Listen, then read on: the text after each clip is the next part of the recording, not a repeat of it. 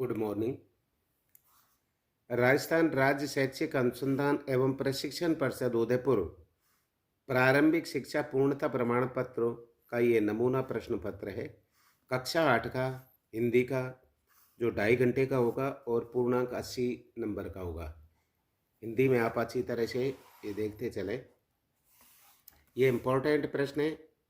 ये भी इसी पेपर के अंदर से भी अपना पेपर में आ सकता है, क्योंकि ये सारे इम्पोर्टेंट प्रश्न हैं, इनको देखते चले। वस्तुनिष्ठ पर सही विकल्प चुनकर कोष्टक में लिखिए। एक, बस की यात्रा पाठ के आधार पर बस का ड्राइवर बाल्टी में पेट्रोल रखकर नली से इंजन में भेजने लगा, क्योंकि अर्थात पेट्रोल की टंकी में छेद हो गया था। से हो गया, यहाँ लिख दे। प्रश्न दूसरा, पुडुकोट्टई तमिलनाडु की महिलाओं ने स्वाधीनता, आज़ादी, गतिशीलता की अभिव्यक्ति के लिए प्रतीक रूप में किसे चुना? अर्थात साइकिल को। प्रश्न 3, ओस की बूंद हवा में किस कारण उड़ जाती हैं? अर्थात ये किस कारण उड़ जाती हैं? ये हो जाएगा सूर्योदय के कारण।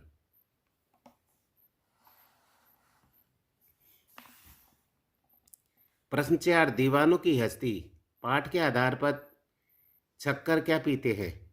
अर्थात सुख दुख की गूंठ। प्रश्न 5, सुदामा किसके बारे में पूछ रहे थे? श्री कृष्ण के बारे में। प्रश्न 6, सौरभ हवा में तैरते हुए पक्षियों की पांखों पर तैरता है। रेखांकित शब्द करते हैं, पांखों का मतलब पंख। प्रश्न 7, प्र उपसर्ग का प्रयोग करने वाले नवीन शब्द बनेगा। प्र का उपयोग करने, देखो, प्रगति, गति प्लस प्र, प्र प्लस गति, प्र प्लस आर, प्र प्लस दीप्त, ये सभी होगी।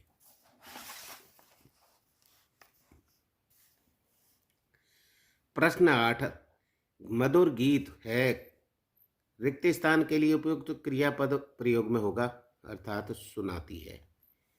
गीता मधुर गीत सुनाती है। इस टाइप से आप उत्तर तालिका में एबेसेदों को भर दिया करें। अब इसके बाद में अति लघुत्तरात्मक प्रश्न है 9 से 14 तक। ये 2-2 नंबर के, इनको ध्यान से देखें।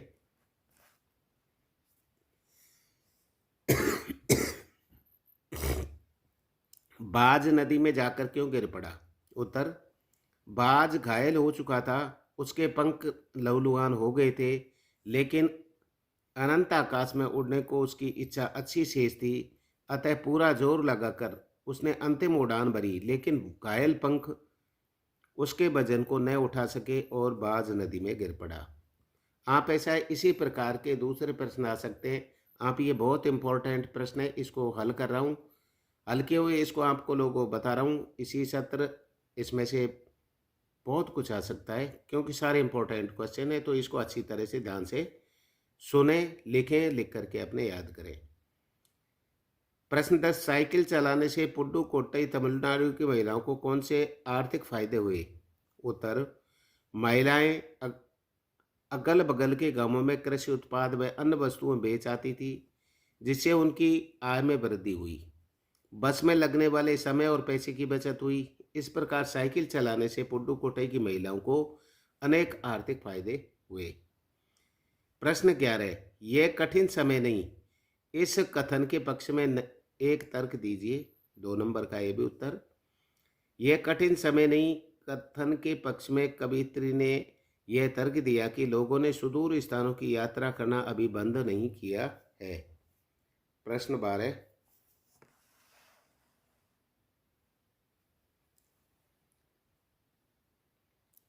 सुदामा द्वारका को चकित होकर देख रहे थे, क्यों देख रहे थे? उत्तर, निर्धन ब्राह्मण सुदामा अपने मित्र श्री कृष्ण के अपार वैभव और द्वारिका के राजमहलों को चकित होकर देख रहे थे। इनमें से देखो 4 बातें पूछी है, आधे आधे नंबर की है। क्यों देख रहे थे, इन 4 बातों का आपको इसमें ये आधा आधा करके दिया हुआ है। ये अगले में, सॉरी, इसके तो 2 नंबर का ही है। 13वां है, इसमें 4 बातें पूछी हैं। पहला है, निम्नलिखित मुहावरों का अर्थ बताकर प्रयोग कीजिए। देखो, पहला, आंधी के आम होना। अर्थ, अधिक मात्राओं मात्रा में और बहुत सस्ते में मिलने वाली वस्तु। प्रयोग, बहुत महंगी मिठाइयाँ लाया हूँ, इन्हें आंधी के आम के मत मानो। दूसरा, चार चांद लगाना अर्थात शोभा बढ़ाना। वाक्य प्रयोग, स्वतंत्रता दिवस पर बच्चों के रंगारंग कार्यक्रम में आयोजन 4 चांद लगा दिए। कहने का मतलब है आधा नंबर इसका, आधा नंबर वाक्य, आधा नंबर अर्थ का, आधा नंबर वाक्य प्रयोग का, आधा नंबर अर्थ का, आधा नंबर वाक्य प्रयोग का। इस प्रकार से इसको बांट दिया गया है। प्रश्न 14, जीवन का विलोम शब्द मरण है। निम्न शब्दों के विलोम शब्द लिखिए। सुखद का हो गया दुखद और साधारण का हो गया असाधारण। लघुत्तरार्थ प्रश्न 15 से 22 तक है, ये 4 नंबर के, इनको हमको ध्यान से देखना है। 15.5, कांच की चूड़ियों को पहनने वाली औरतों के प्रति बदलू काका के क्या विचार थे। उत्तर, बदलू लाख की चूड़ियों का कुशल कारीगर था, लेकिन कांच की चूड़ियों के चलन से उसकी चूड़ियों की बिक्री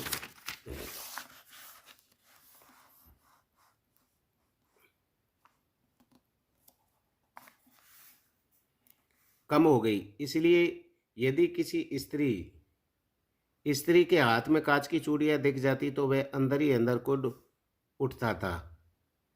नाजुक कलाइयों पर लाख की चूड़ियां पहनेगी तो मोच आ जाएगी। 16, साइकिल चलाना मेरा अधिकार है। महिला के इस बात के पक्ष में तर्क दीजिए। उत्तर, फातिमा नामक महिला की इस बात से हम पूरी तरह सहमत हैं। पुडुकोट्टई जिले की अत्यंत पिछड़ी पृष्ठभूमि में रहने वाली महिलाओं को पुरुषों द्वारा थोपी गई जिंदगी बितानी पड़ रही थी, जिससे बाहर निकलने का उन्होंने प्रयास किया। साइकिल आंदोलन के परिणामस्वरूप वहाँ की महिलाओं को खुशहाली और व्यक्तिगत स्वतंत्रता में वृद्धि हुई। उनकी आर्थिक स्थिति में सुधार हुआ। प्रश्न 17, सड़क पर चलते समय सावधानियां रखनी चाहिए। कोई 4 सावधानियां बताइए। अर्थात पहली, हमें सड़क पर चलते समय निम्नलिखित सावधानियां रखनी चाहिए। पहला है, हमें सदैव सड़क पर बाईं ओर से ही चलना चाहिए। दूसरा, पैदल चलने की दिशा में सड़क हमेशा जेब्रा क्रॉसिंग पर ही पार करनी चाहिए। तीसरा, सड़क संकेतों को देखकर उनके द्वारा दिए गए सांकेतिक निर्देशों को सावधानीपूर्वक पालन करना चाहिए। 4, दोपहिया वाहन चलाते समय हेलमेट अवश्य पहनना चाहिए। ये चीज़ें अपने को विशेष ध्यान रखनी है। प्रश्न 18, आप अपने शरीर के अंगों की सफाई पर किस प्रकार से ध्यान देते हैं, लिखिए।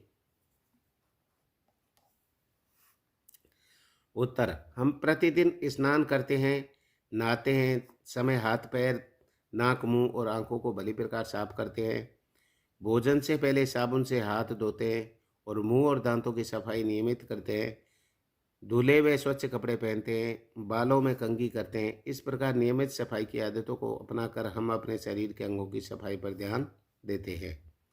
प्रश्न 19, निम्नलिखित विशेषण शब्दों का प्रयोग करते हुए वाक्य निर्माण कीजिए। अर्थात एक एक नंबर के 4 हैं। पहला है, जैसे सफ़ेद, ओले गिरने से घास पर बर्फ की सफ़ेद परत सी जम गई। वाक्य प्रयोग हो गया। सुंदर है, बगीचे में सुंदर फूल खिल रहे थे। गहरा शब्द का, उपवन में गहरा कुआं है। साफ का, नर्मदा नदी का पानी साफ है, साफ पानी है। प्रश्न 20, नीचे लिखे पद्यांशों की सह प्रश्न की व्याख्या कीजिए। कछु भाभी हमको दियो, सो तुम काहे न देत, चापी पोटरी कांक में रहे कहो कही हेतु। संदर्भ में प्रस्तुत पंक्तियां हमारी पाठ्यपुस्तक वसंत बाके तृतीय के सुदामा चरित नामक पाठ से ली गई हैं। इसमें रचयिता नरोत्तम दास हैं। प्रस्तुत पंक्तियों में कवि द्वारा बताया गया है कि जो थोड़े चावल सुदामा उपहार स्वरूप लेकर गए थे, उन्हें श्री कृष्ण मांग रहे थे। व्याख्या, श्री कृष्ण के राजसी ठाठ को देखकर सुदामा चकित थे। पत्नी द्वारा भेजे गए 2 मुट्ठी चावल को श्री कृष्ण को भेंट के रूप में देने का उसका साहस नहीं हो रहा था। उन्होंने चावल की पोटली को अपनी कांख में दबाकर छिपाने की चेष्टा की, लेकिन श्री कृष्ण ने देख लिया। वह सुदामा को छेड़ते हुए कहने लगे, मित्र, हमारी भाभी ने हमारे लिए कुछ न कुछ भेंट स्वरूप अवश्य भेजी होगी, उसे तुम हमें क्यों नहीं दे रहे हो? उस पोटली को बगल में क्यों छिपाते जा रहे हो?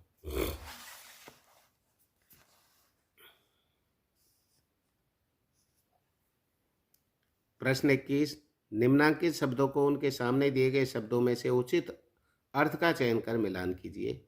ये 6 हैं, 6 नंबर के। ज्ञान, ज्ञान को मिला दिया जानकारी से। दिशि को मिला दिया दिशा, दहु को 10, बैरी को दुश्मन, और आपा का अहम, और क्रोध का गुस्सा।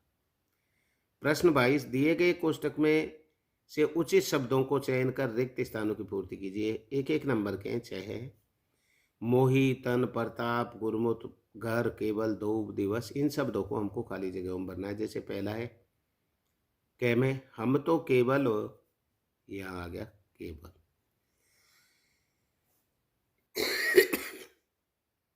ये आंकते हैं। कै में, कितनी बार मोही दूध पियत भई।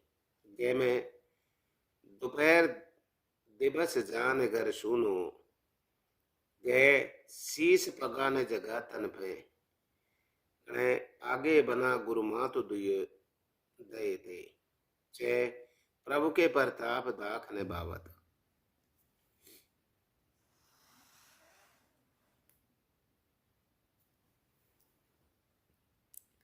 प्रश्न 23, निम्नलिखित पद्यांश को पढ़कर नीचे दिए गए प्रश्नों के उत्तर दीजिए। 2-2 नंबर के हैं, 8 नंबर का है।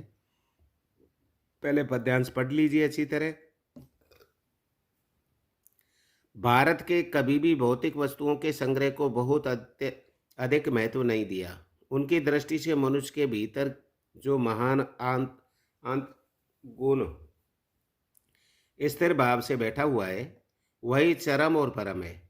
लोभ, मोह, काम, क्रोध आदि विचार मनुष्य में स्वाभाविक रूप से विद्यमान है, रहते हैं, पर उन्हें प्रधान शक्ति मान लेना और अपने मन और बुद्धि को उन्हीं के इशारे पर छोड़ देना बहुत बुरा आचरण है।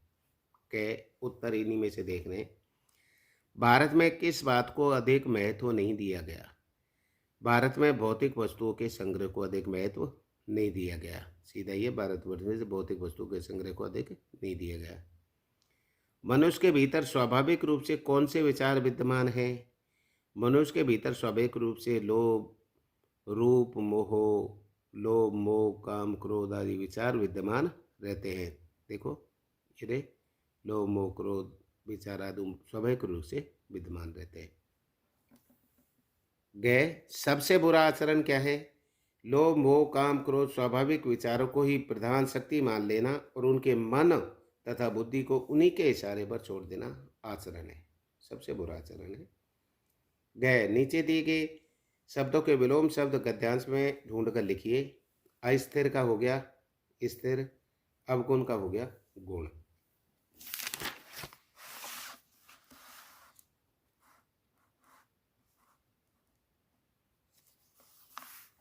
प्रश्न 24, आप राजकीय उच्च प्राथमिक विद्यालय किशनगढ़ के विद्यार्थी मोहन या आशा हो। लड़का हो तो मोहित लिख दो और लड़की हो तो आशा है। आप बीमार हैं, अपने प्रधानाध्यापक को 3 दिवस के अवकाश हेतु प्रार्थना पत्र लिखिए। 8 नंबर का है, ध्यान रखो, ये आपको लिखनी आनी चाहिए। इधर की साइड से शुरू करते हैं, ध्यान रखो। सेवा में श्रीमान प्रधानाध्यापक महोदय, कोमा लगा दिया, कोमा यहाँ लगा दिया। इन बातों का ध्यान रखें। दूसरी बात ये ध्यान रखें, 8वीं तक के स्कूलों में या 10वीं तक के स्कूलों में अपने को प्रधानाध्यापक महोदय ही लिखे। इसमें यदि प्रधानाध्यापक लिखा हो तो प्रधानाध्यापक ही लिखे। राजकीय उच्च प्राथमिक विद्यालय किशनगढ़, मान्यवर, सादर निवेदन है कि मुझे बुखार हो गया है। डॉक्टर ने दवा देकर 3 दिन में स्वस्थ होने को कहा है, इसलिए अस्वस्थता बस में 15/9/2024 से 17/9/2024 तक विद्यालय आने में असमर्थ हूँ। अतः आपसे अनुरोध है कि मुझे 3 दिन का अवकाश प्रदान करने की कृपा करें। मैं आपका सदैव आभारी रहूँगा। Police stop. दिनांक लगा दी 15/9/2020 और ये इधर लिख दें, आपका आज्ञाकारी शिष्य मोहित, कक्षा 8। इसमें लिखा हुआ था, आप लड़के हो तो मोहित लिख दिया, लड़की हो तो आशा लिख देना। आप अथवा में ये दिया हुआ है, यदि इसको नहीं करते हो तो इसमें 2 मित्रों के बीच में पुस्तकें खरीदने के बीच में विषय में आपसी 4 संवाद लिखिए। जैसे रमेश, सोहन तुम्हारे हाथ में क्या है? मोह। सोहन, मेरे हाथ में पुस्तकों से भरा थैला है। तो इसी प्रकार वार्तालाप आपको करना है। उत्तर एक, रमेश, किस विषय की पुस्तक लेकर आए हो? सोहन में देता है, इसमें कक्षा 8 की हिंदी, अंग्रेजी, संस्कृत की पुस्तकें हैं। इसके अलावा कुछ प्रेरणादायक कहानी की पुस्तक भी है। रमेश, पुस्तकों का चयन तुमने अकेले ही किया है? सोहन, नहीं, इस काम में मेरे बड़े भाई ने मेरी मदद की है। रमेश, सही बात है, अच्छी पुस्तकें खरीदना भी एक कौशल है। सोहन, अच्छी पुस्तकें लेने के बाद उस उनका अध्ययन भी जरूरी है। रमेश, हाँ, अच्छी पुस्तकें खरीदना हमारी अच्छी मित्र होता है। सोहन, बिल्कुल सही बात है, मेरे गुरुजी भी वही कहते हैं। 25, निम्नलिखित प्रश्न में किसी एक पर निबंध लिखिए। ये कंप्यूटर का बढ़ता प्रभाव, इस पर लिखते हैं हम। सबसे पहले ये हमारे जीवन का भी है, आगे आने वाले उनमें में इनमें देखो ये चारों वो हैं, इनमें से एक 100% आएगा क्योंकि इम्पोर्टेंट चीज़ है। कंप्यूटर का बढ़ता प्रभाव, ये वर्तमान दृश्य को देखते हुए। वनों के संरक्षण की आवश्यकता, ये भी वर्तमान परिप्रेक्ष्य को देखते हुए, क्योंकि वन हम काटते जाएंगे, हमारे जीवन में जितने वन लगाते नहीं उससे ज़्यादा हम काट देते हैं, तो ये भी है। स्वच्छ भारत मिशन, ये भी बहुत बढ़िया है, खेलों का शारीरिक विकास में योगदान क्या है।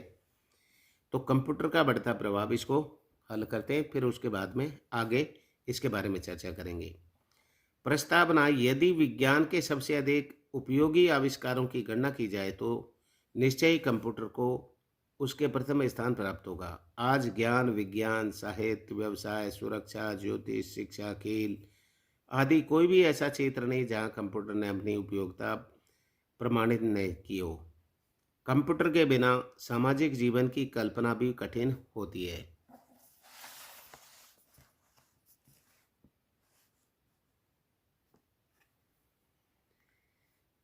दूसरा पॉइंट, कंप्यूटर का बढ़ता प्रभाव। आज जीवन के हर क्षेत्र में कंप्यूटर का प्रवेश होता जा रहा है। शिक्षा, परीक्षा, अनुसंधान, व्यवसाय, अंतरिक्ष अभियान, उद्योग संचालन, शस्त्र परीक्षण, युद्ध संचालन आदि विविध क्षेत्रों में कंप्यूटर का भूमिका अत्यंत महत्वपूर्ण हो गई है। इंटरनेट के माध्यम से कंप्यूटर पर घर बैठे ही सूचनाएं उपलब्ध करा रहे हैं। वैज्ञानिक कंप्यूटर को निरंतर अधिक उपयोगी तथा सक्षम बनाने में जुटे हुए हैं। कंप्यूटर का विस्तार, भारत में कंप्यूटर का विस्तार, हमारे देश में भी कंप्यूटर का प्रचार बड़ी तेजी से हो रहा है। बैंक, व्यवसाय, विद्यालय, कार्यालय सभी स्थानों पर कंप्यूटर का प्रवेश निरंतर हो रहा है। कंप्यूटर पर आधारित व्यवसाय देश की अर्थव्यवस्था में महत्वपूर्ण योगदान कर रहे हैं। कंप्यूटर विज्ञान का एक अद्भुत चमत्कार है। इसने मानव समाज को, जीवन शैली को बहुत बदल डाला है। कंप्यूटर से मनुष्य की कार्य क्षमता में अभूतपूर्व वृद्धि हुई है। सैकड़ों व्यक्तियों का कार्य अकेले कंप्यूटर कर देता है। आज जीवन के हर क्षेत्र में कंप्यूटर एक आवश्यक अंग बन गया है। उपसंहार अर्थात विशेष मान लो, कंप्यूटर ने मनुष्य के हाथों में एक ऐसी क्षमता दे दी है जो प्रगति और सुख सुविधा को बढ़ा रही है। कंप्यूटर का हमारे दैनिक जीवन में अधिकाधिक प्रभाव बढ़ता जा रहा है। हर पेशे और व्यवसाय के अलावा अब तो हर छात्र छात्राओं, गृहिणियों के लिए भी कंप्यूटर शिक्षित होना आवश्यक बनता जा रहा है। दूसरा नंबर का दिया, ये भी इम्पोर्टेंट है, चारों को आप अच्छी तरह से पढ़ लें, फिर उसको अपने मन से लिखें, फिर मिलान करें कि आपने कितना क्या लिखा है। दूसरा है वनों के संरक्षण की आवश्यकता। प्रस्तावना, भारत में वन हमारी भव्य संस्कृति की पाठशाला और विकास भूमि रहे हैं। हमारे मुनि और मनीषियों ने वनों में रहकर ही मानव मंगल का चिंतन किया था। केवल आध्यात्मिक दृष्टि से ही नहीं, वनों का मनुष्य के सामाजिक और आर्थिक जीवन के लिए सदा से विशेष महत्व रहा है। ये दुर्भाग्य कहा जाएगा कि मंगलकारी वनों का मनुष्य ने विकास का नाम पर और तुच्छ आर्थिक लाभ के लिए निर्ममता से विनाश किया है। वनों से लाभ, वनों का हमारे जीवन में अनेक दृष्टि से महत्वपूर्ण स्थान है। वनों की हरितिमा जहाँ नयनों का प्रसन्नता प्रदान करती है, वहीं काष्ठ, ईंधन, औषधि एवं अन्य औद्योगिक पदार्थों द्वारा वन हमें हमारे जीवन में मंगल का विधान करते हैं। वन बाढ़ों की तीव्रता को कम करके विनाश से रक्षा करते हैं। वनों की हरियाली बादलों को बरसने के लिए प्रेरित करती है। वन भूमि के कटाव को रोकते हैं। वे कार्बन डाइऑक्साइड जैसी हानिकारक गैसों का शोषण करके प्राणदायिनी जीव ऑक्सीजन गैस का उत्सर्जन करते हैं। वन नाना प्रकार के दुर्लभ जीवों की शरण स्थली है। वन के कारण ही हमारे पर्यावरण का संतुलन बना रहता है। इस प्रकार वन मानव समाज के परम मित्र है और मंगल विधाता है। वन में विनाश से दुष्परिणाम जंगलों के कम होते जाने से अनेक दुष्परिणाम हमारे सामने आ रहे हैं। वन क्षेत्र से घट जाने का पर्यावरण पर कुप्रभाव पड़ रहा है। ऋतु चक्र गड़बड़ा रहा है। वायुमंडल का गैसीय संगठन असंतुलित हो रहा है। वन विनाश के दुष्परिणाम। जंगलों के कम होने से अनेक दुष्परिणाम सामने आ रहे हैं। वन क्षेत्र घट जाने का पर्यावरण पर कुछ प्रभाव पड़ रहा है और ऋतु चक्र गड़बड़ा रहा है, ये पहले भी बोल दिया। वायुमंडल का गैसीय संगठन असंतुलित हो रहा है। वन संरक्षण के उपाय। वनों से प्राप्त होने वाली उपयोगी वस्तुओं की आवश्यकता सदा वनों में सदा बनी रहेगी। अतः वन्य पदार्थों के उपयोग को नियमित और नियंत्रित किया जाना चाहिए। जो भी उद्योग वनों से कच्चा माल ग्रहण करते हैं उनके लिए वृक्षारोपण कराना अनिवार्य बना देना चाहिए। वनों की सुरक्षा के लिए बनाए गए कानून का कड़ाई से पालन करना चाहिए। वन महोत्सव तथा वृक्षारोपण जैसे अभियानों को प्रोत्साहित किया जाना चाहिए। उपसंहार। यदि संसार में पेड़ पौधे रह रहे तो ये धरती कितनी कुरूप हो जाएगी। वनों के नष्ट हो जाने पर मनुष्य का जीवन ही संकट में पड़ जाएगा।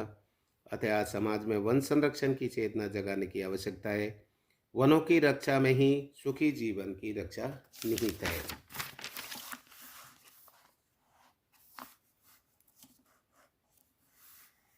तीसरा है स्वच्छ भारत मिशन। प्रस्तावना।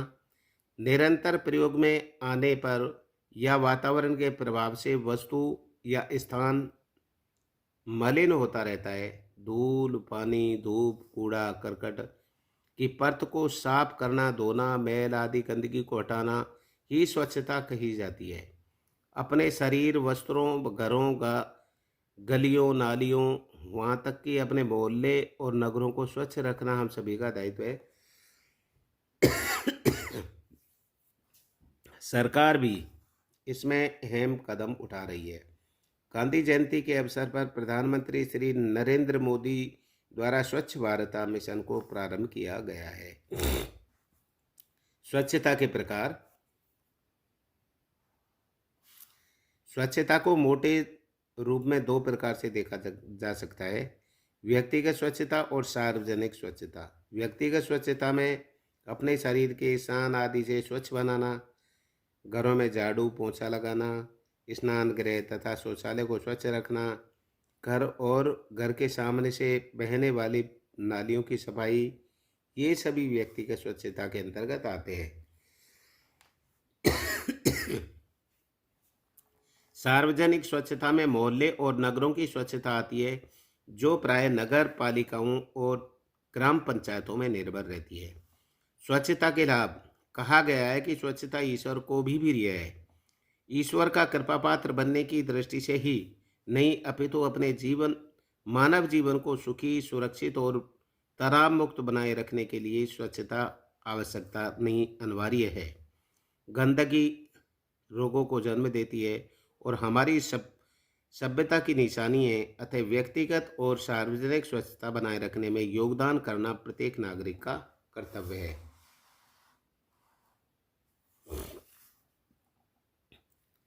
स्वच्छ भारत मिशन में सफल बनाने का प्रयास।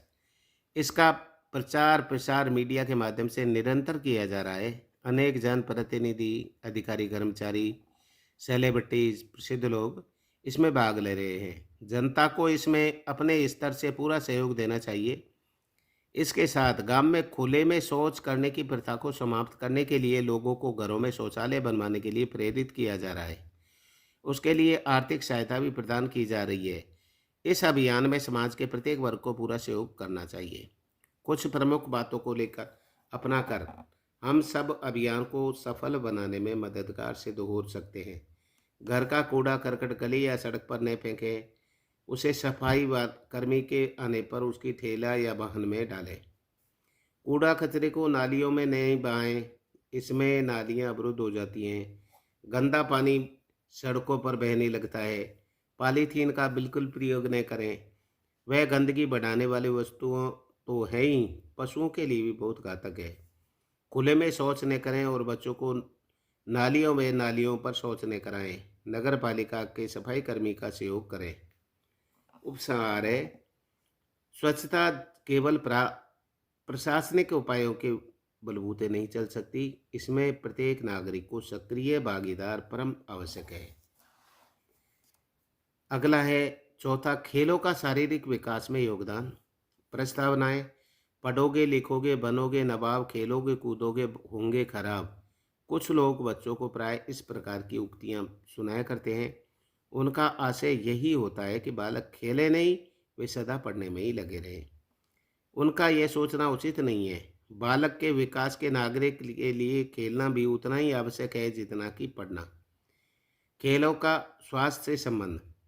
खेलकूद का स्वास्थ्य से सीधा संबंध है। खेलते समय हम श्वास के द्वारा ऑक्सीजन अधिक ग्रहण करते हैं। इस रक्त की शुद्धि होती है। खेल के समय पसीने के माध्यम से शरीर में दूषित तत्व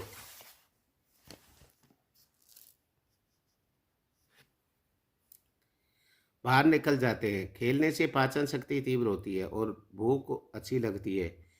शरीर सदैव हल्का और फुर्तीला रहने के कारण हम आनंद का अनुभव करते हैं। शिक्षा और खेलकूद। अंग्रेजी में एक कहावत है, sound sound mind is in A sound body, अर्थात स्वस्थ शरीर में स्वस्थ मस्तिष्क का वास होता है। शिक्षा केवल पढ़ने लिखने को नहीं अपितु व्यक्ति के बहुमुखी विकास का आधार है।